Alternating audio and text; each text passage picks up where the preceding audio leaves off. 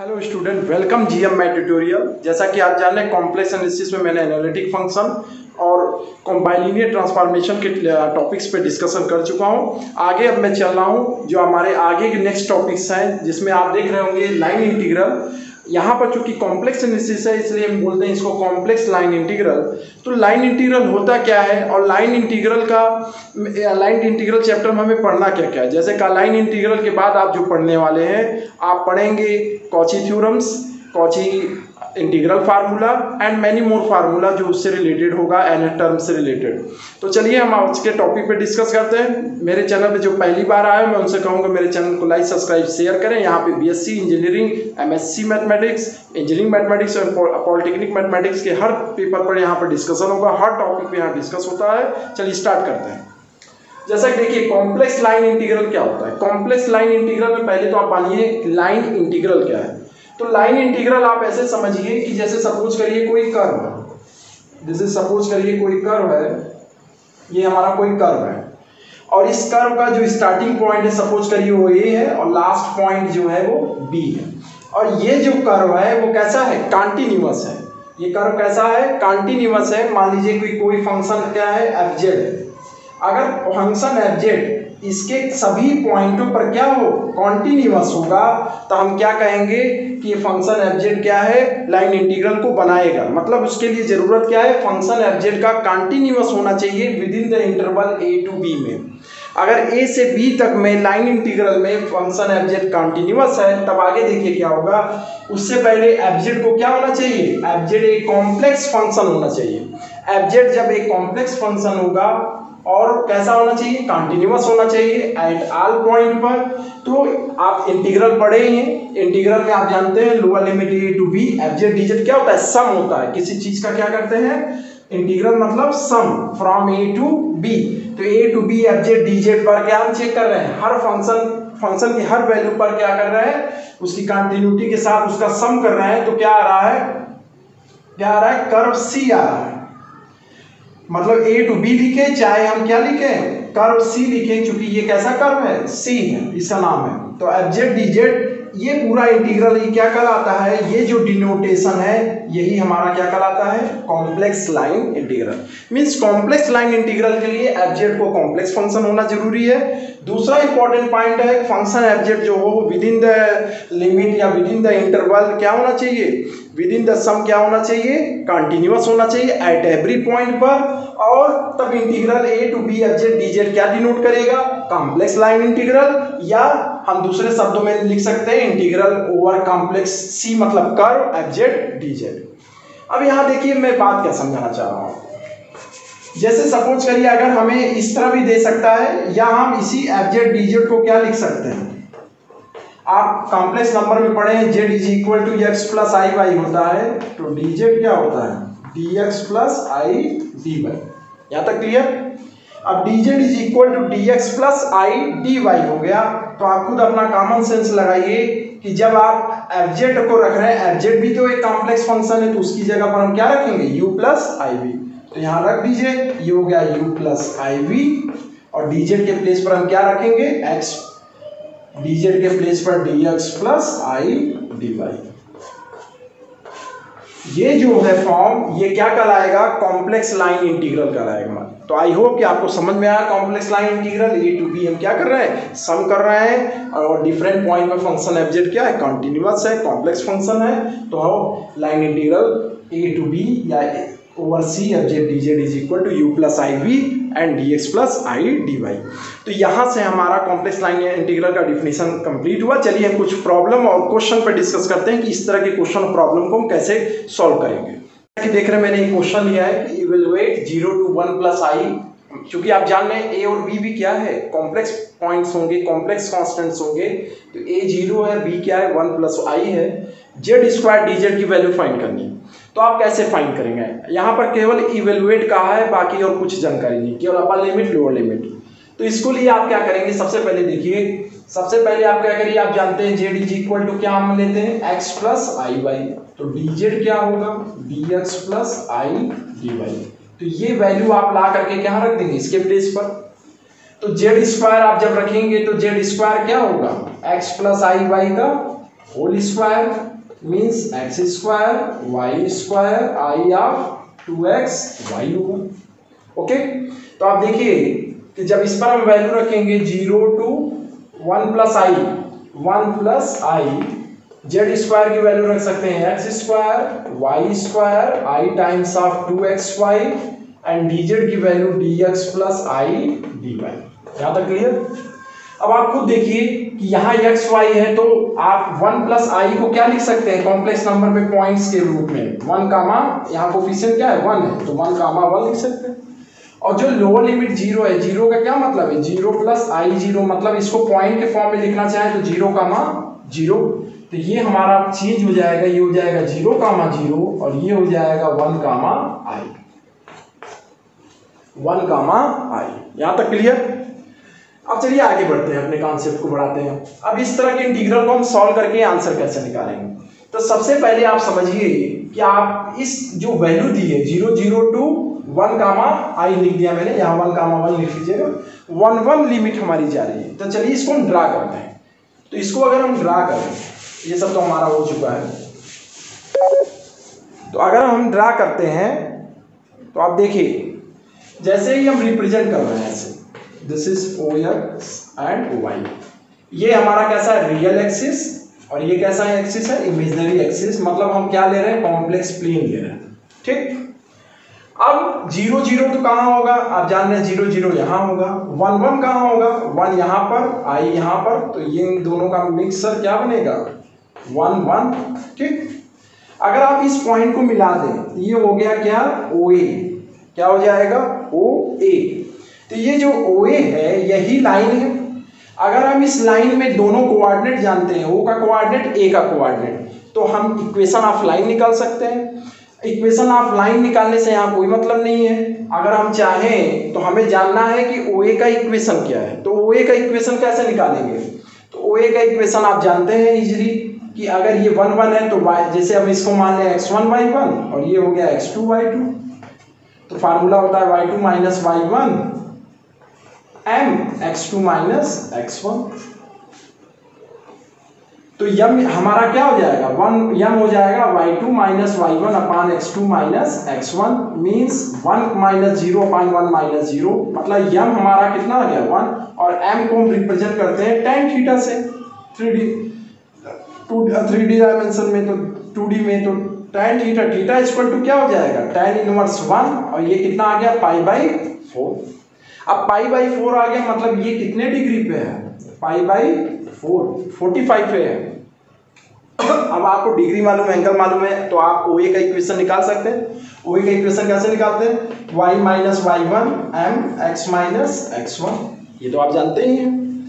तो y minus y1 आप कोई भी पॉइंट ले सकते हैं, मैं 0 0 ले रहा हूँ, तो 0 m कितना है आपका, m आप देख रहे होंगे, m आपका है pi by 4, x minus tan pi by 4,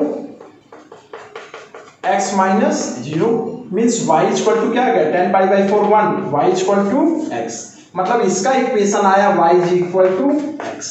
O A का इक्वेशन मालूम हो गया।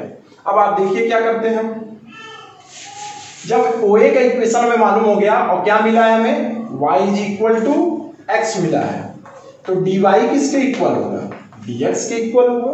क्लियर? चलिए सारी वैल्यू हम सब्स्टिट्यूट करते हैं। सब्स्टिट्यूट करेंगे y is equal to x and dy equal to x, तो ये क्या हो जाएगा 0 to 1 x स्क्वायर, y के प्लेस भी x रखेंगे x square i of 2xx x square dx और dy, तो dy के प्लेस पे dx रखेंगे तो dx कॉमन हो जाएगा, dx प्लस i dx बन जाएगा। यहाँ तक क्लियर? अब आप देखिए dx तो कॉमन है, dx तो बाहर आ गया और 1 प्लस i क्या हो जाएगा आउटसाइड, कांस्टेंट है, ये कैंसिल, यहां से क्या कॉमन आएगा i, तो बचेगा क्या 0 to 1 2x square into dx। यहां तक क्लियर? अब देखिए 1 plus i into 2x cube upon 3 0 to 1। देखिए लिमिट 0 to 1 कैसे हो रहा है, जब आप सब वायु x और y को कन्वर्ट कर रहे हैं, y को भी x में, तो लिमिट वाला जो ये फर्स्ट पोर्शन है x1 y1 x2 y2, तो आप x से मतलब रखेंगे 0 to 1, तो 0 to क्या हो जाएगा 1 हो जाएगा। अब इसको सॉल्व करेंगे तो कितना आएगा, देखिए आई स्क्वायर प्लस आई स्क्वायर क्या हो जाएगा -1, और यहां पर देखिए क्या होगा 1/3 तो 2/3। ओके, यहां तक क्लियर है। तो ये कितना आंसर आ गया 2/3 i - 1। ये हमारा आंसर है इस इंटीग्रल का। क्या आंसर है 2/3 i - 1। जैसा कि आप देख रहे हैं कि मैंने एक नया क्वेश्चन लिया है, सेकंड क्वेश्चन है मेरा, find the value of integral this 0 to 1 + i x - y + i x square dx along the straight line from z = 0 to z = 1 + i। अब इस टाइप के क्वेश्चन को हम कैसे पिकअप करेंगे, यहाँ देखिए पिछले वाले में z था, यहाँ पर क्या है z की प्लेस पर z² के प्लेस पर इस तरह का कुछ फंक्शन है, और लिमिट तो मान लीजिए हमारा लगभग सेम ही है, लेकिन कह रहा है along the straight line from z = 0 to z = 1 + i। चलिए इस क्वेश्चन को हम सॉल्व करते हैं। देखिए सबसे पहले आपको क्या करना है, dz जो है z = अगर x + i/y है तो आप dz को किससे लिखेंगे, dx + i dy। यहाँ तक क्लियर। और जैसे ही x y में चेंज करेंगे तो हमारा लिमिट इस तरह दिखाएगा 0 0 to 1 1 1 1, और ये हो जाएगा x - y + ix² dx + i dy। यहाँ तक क्लियर। अब देखिए हमें कंडीशन दिया है, उसी से हम अपने लिमिट को डिफाइन करके या तो x में चेंज करेंगे या तो y में करेंगे। तो ये कह रहा है along the straight line z = 0। z = 0 का मतलब है 0 + i 0। तो मतलब अगर हम यहाँ से पॉइंट निकालें तो 0 0, और यहाँ से पॉइंट निकालें तो 1 1। तो अगर हम इसको रिप्रेजेंट करें, this is real axis OX and OY, तो 0 0 हमारा कहाँ होगा, ओरिजिन पर होगा, और 1 1 कहाँ होगा, सपोज करिए 1 1 है तो यहाँ होगा 1 1, दिस इज A 1 1। अगर इसको हम ज्वाइन कर दें तो यही हमारा क्या है, अलोंग दी स्ट्रेट लाइन। अभी भी मैंने इसका इक्वेशन निकाला था, वो क्या है, इससे पहले वाले क्वेश्चन में y = क्या आया था, x आया था। तो मतलब हमें मालूम है कि ये किसी इक्वेशन का स्ट्रेट लाइन है OA का, तो y = x अगर मिल गया है हमें तो dy को किससे रिप्लेस करेंगे, dx से। तो ये इक्वेशन हमारा क्या हो जाएगा 0 0, अब किससे भी कैंसिल हो जाएगा। जब y की वैल्यू रखेंगे x के टर्म में तो केवल x वाली लिमिट हम रखेंगे, तो यहाँ पर हो गया 0 to 1 x y के प्लेस पे x + ix² dx + i dx। आप देख रहे होंगे dx कॉमन है, 1 + i भी बाहर हो जाएगा, और यहाँ से x कैंसिल है तो i कॉमन हो जाएगा। मतलब ओवरऑल हमें मिलने वाला क्या है 1 + i यहाँ से, और बाहर क्या आएगा i। ठीक है, बचा क्या 0 to 1 x² dx। अब इसको सॉल्व करेंगे x³/3 आ जाएगा, मीन्स i अंदर लाएंगे i + i², और ये हो जाएगा x³/3 0 to 1, तो ये हो गया i - 1, दिस इज i - 1, और ये कितना होगा 1/3। तो यही हमारा आंसर आया है। क्या आंसर आया है इसका, i - 1 और 1/3। तो ये हमारा इसका क्या हुआ, रिजल्ट हुआ। चलिए इसी क्वेश्चन को थोड़ा एक्सटेंड करते हैं और अपने कॉन्सेप्ट को और इंक्रीज करते हैं। मान लीजिए हमसे इस कंडीशन को ना दे करके दिया होता, कंडीशन ये दिया होता along real axis z = 0 to z = 1, इस तरह मैं कुछ दे दिया होता कॉन्सेप्ट कि अब रियल एक्सिस की तरफ जा रहा है, मतलब x एक्सिस की तरफ जा रहा है, और z = 0 to z = 1। तो z = 0 मतलब 0 + i0, जिससे हमें 0 0 मिलेगा, और z = 1 मतलब 1 + i0 मतलब 1, 0। तो 1, 0 कहाँ होगा, आप देखिए 1, 0 हमारा यही होगा। इससे सपोज कर लीजिए क्या है, b है, और इसको आप मिला लीजिए। तो अब हमें, जैसे मैं इसके अलोंग गया हूं, अब मुझे किसके अलोंग जाना है, OB के अलोंग जाना है। तो OB के अलोंग जब आप इंटीग्रल निकालेंगे तो ध्यान दीजिए आपका इंटीग्रल तो यही रहेगा जो आपने पहला वाला इंटीग्रल लिखा है, 0 to 1 + i 0 0 and 1, 1 x - y + ix² dz की वैल्यू आपने रखा dx + i dy। ये तो आपका सेम रहेगा, बस ये पाथ हमें निकालना है। तो इस पाथ को कैसे निकालेंगे, देखिए 0 0 है, 1 0 के अलोंग जा रहा है। तो आप बताइए ये x एक्सिस है ना, x एक्सिस पर हमेशा क्या होता है, x एक्सिस पर ऑलवेज y 0 होता है। और जब y 0 होगा तो dy क्या हो जाएगा, 0 हो जाएगा। जब dy 0 होगा तो आपको क्या करना है, इस बार y की वैल्यू और dy की वैल्यू यहाँ सब्स्टिट्यूट करेंगे तो हमारा इंटीग्रल क्या हो जाएगा 0 टू, और अलॉन्ग द x एक्सिस जा रहे हैं तो 0 to 1 हम लेंगे लिमिट में, ये हो जाएगा x minus Y 0 plus I times of x square and dx, what is the dx? If dy is 0 then only becomes dx, and this is equal to, look at here, what we have remained, this is x plus ix square। अगर हम ध्यान से देखें तो इसको solve करेंगे तो हमें मिलेगा x square upon 2 ix cube upon 3, और लिमिट क्या बचेगा हमारा, लिमिट हमारा बचेगा 0 to 1, मीन्स अगर इसको हम सिंप्लीफाई करें तो 1/2 प्लस i/3 और माइनस लोअर लिमिट रखेंगे तो क्या बचेगा 0, तो यही हमारा क्या है आंसर। ओके, इसी तरह अगर अलॉन्ग द पाथ BA अगर हम चलते हैं तो आप ध्यान दीजिए BA चलेंगे तो ये किसके पैरेलल है, y एक्सिस के, और y एक्सिस के पैरेलल है तो आप इसका इक्वेशन जानते हैं 1 0 से 1 1 है, तो लिमिट हमारी 1 से 1 हो जाएगी क्योंकि हम y के एक्सिस के अलॉन्ग चल रहे हैं।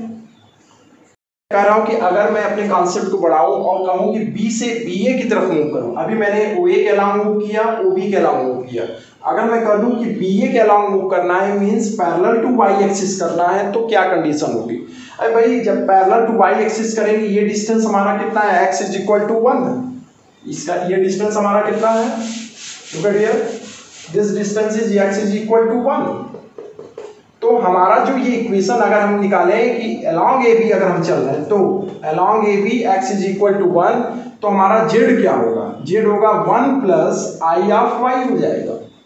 अभी y कहाँ से आया, चूंकि x तो 1 है, आप तो जानते हैं z equal to x plus i y, और x की वैल्यू रख देंगे तो 1 प्लस i y, यहाँ तक क्लियर।